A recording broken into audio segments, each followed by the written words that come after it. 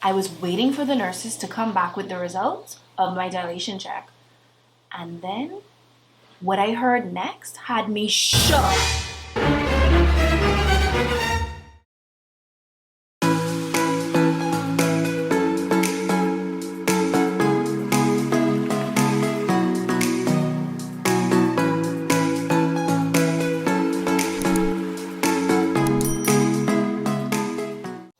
Hey queens and kings out there too.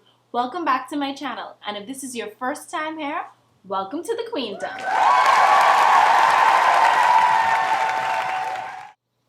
So if you haven't already, make sure you check out my first part of my birth experience video that dropped last week. You want to make sure you watch that because that's the best way to pick up where you left off and be able to follow with what I'm about to tell you now. And let's take a moment right now, if you haven't done so already as yet either, please look down below and hit the red subscribe button and click the notification bell so you don't miss any time that I post a new video. So, back to the story. At this point, I was lying in the bed in the triage, waiting for the nurses to come back. And like I said, I was shook because this was what I heard.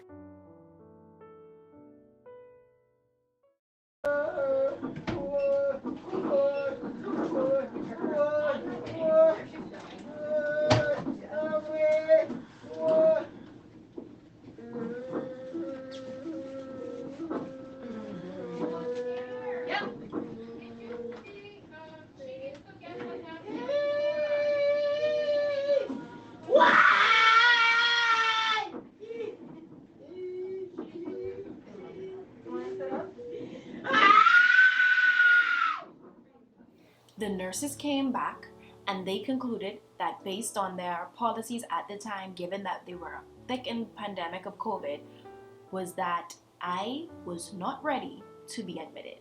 So they gave me the option. One, I could have chosen to take some pills that would allow me to sleep, that would kind of prolong the labor or let me get through the labor pains, or I could have just walked around the hospital and see if that helped with the dilation. Remember now, I'm lying on the bed and you heard what I just heard. So sis was like, I'm gonna take the pills for 500. So back home we went, and let me tell you, the contractions intensified. I felt like the pills did not work. Sleep? What was that? So here I am at home, pushing through these labor pains as much as I could, trying to endure as much as I could with the hope of my dilation, I guess, extending or furthering along so I could go back and actually be admitted. I remember what felt like hours upon hours. Let me be real, it felt like days. I was sitting there in the living room. My parents stayed up with me the entire time, forced my husband to go to bed, but they stayed up with me that entire time as I was in and out of sleep, contracting, groaning, the works. At about 4 or 5 a.m., I don't even remember. I remember telling Tariko, okay, let's go. I can't take this anymore. They are admitting me. We got back to the hospital and I waddled myself to the back like, nope, we're having this baby now. Let's go. The nurses started scrambling. They were like, she's back. Let's get her checked in. No discussion. They checked me in. I was admitted. Husband was allowed to come into the room, and this is where it started. They conducted another dilation check. And this time it was revealed that I was 6 centimeters dilated. So we were ready to be checked in for sure. And they got everything set up. At this point, I kept asking for the epidural. Can I please have the epidural? I was told that I had to wait until a bag of drip had completely dripped into my system before that epidural could be administered. Can you imagine laying there in such pain, looking at this bag of water that is completely full, wondering how long is this going to take before I can get some relief? So now we're at the point where the bag was completely empty. So we were ready for the epidural. They sent Tariko out of the room and they set me up with the nurses. A few nurses came in and they geared me up to have the epidural administered. Midway, needle touching skin, the nurse says, wait, she's having a double. I just remember calling out to God. Take me to the King. truth is, I'm tired. At this point, the epidural was done and I fell asleep. I remember waking up, which felt like a few moments later, and Tariko was there holding my hands.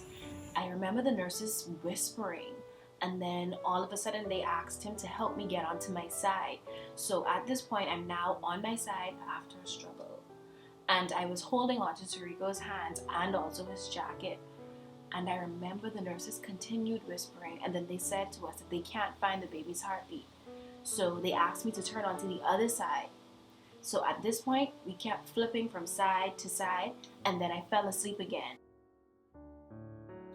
After flips and flops, I fell asleep again. And I woke up to Tariko being pushed in a corner, and now a room full of people. I remember at this point, they were breaking my water. I can still remember the warm gush of water that I felt flowing down my legs. And I remember crying out to God once again, but not like that woman in the video clip. Then I fell asleep again. And I woke up to a nurse over me saying, "We're gonna have to do an emergency C-section, honey."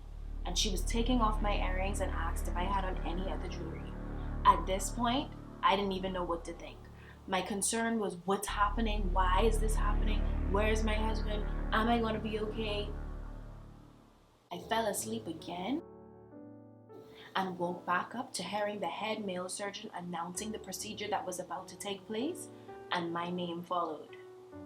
The room was now full of medical staff, and this surgery was like the first surgery I have ever had in my life, so I had no idea of what to expect. And this may be a bit naive of me. I guess all along I was so sure that I would have a vaginal delivery because I didn't have any complications during pregnancy. The baby's head was always down in the correct position the entire time, even up to the triage check. So at this point, it's like I felt like I wasn't really prepared for a C-section, but it was like, ready or not, here we come.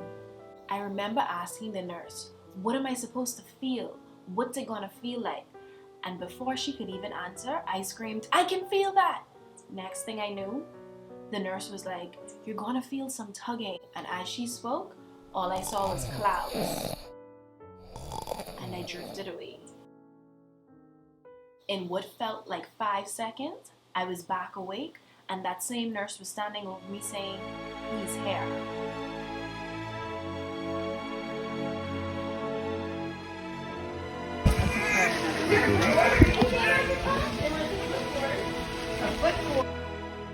My little king was here, but because he was born so fast, he didn't have time to transition. So his breathing was abnormal and his oxygen levels were not regulating. They normally allow a set amount of time to monitor this, but we overheard some nurses whispering that they were going to send him over to the NICU to give him special attention. My husband intervened and asked if we could give him a little more time to pull through, and the nurses obliged. As we waited for TJ to pull through, it was advised that I would need to be moved to my room. So Super Dad escorted me to my room and told the nurses to please wait there with baby until he came back down to check on him. After I was situated in my room, he went back down to baby, and maybe like a half hour later, they both joined me into our room and we were now settled. Baby Tariko, or as we affectionately call him, TJ, was born on September 8, 2021 at 9:08 a.m. He was 7 pounds 6 ounces and 22 inches long. By 9 p.m. that evening, I was up and walking. I had no idea what I was doing, but I knew I wanted to breastfeed him. So I just put the boob into his mouth and he latched right away. Later that evening, the lactation specialist came in and she checked his latch and said that it was perfect. She explained to us everything else that we needed to know about breastfeeding, and after 2 nights in hospital, we were discharged. Baby boy was welcomed home by his Grammys and Papa, who were a great support system for us the entire time. We are now all settled in as a family of 3, and baby TJ is now 4 months old. Can you believe it? Again, I cannot say enough how thankful I am to all of you who have reached out to us and have given us well wishes and words of encouragement on this new journey in our lives. I'm so grateful to have all of you here in my YouTube family, and I can't wait to share more with you as we continue along. So be sure to stay noted by subscribing to my channel and clicking the notification bell so you can be informed each time that I post a new video. And join me along this journey. So, until next time, keep queening.